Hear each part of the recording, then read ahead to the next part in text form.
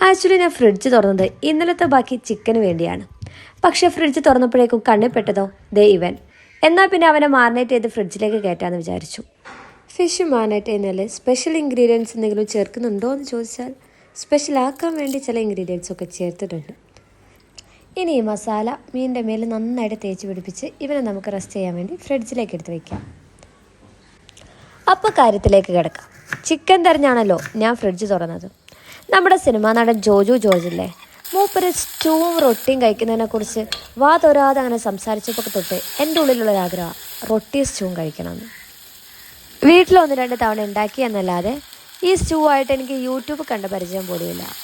പക്ഷേ നമുക്ക് ചില സാധനങ്ങൾ കഴിക്കുമ്പോൾ അതിൻ്റെ ഇൻഗ്രീഡിയൻസ് നമ്മുടെ മനസ്സിലേക്ക് വരൂലേ.